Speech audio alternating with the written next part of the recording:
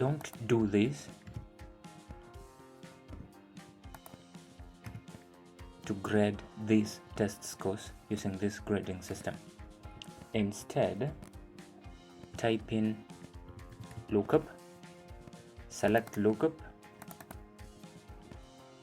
value, comma, the lookup vector,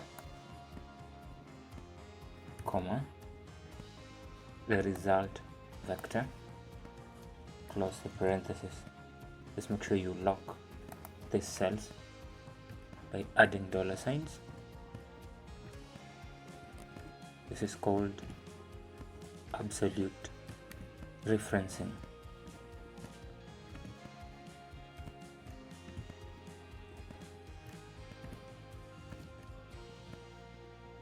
Then hit enter.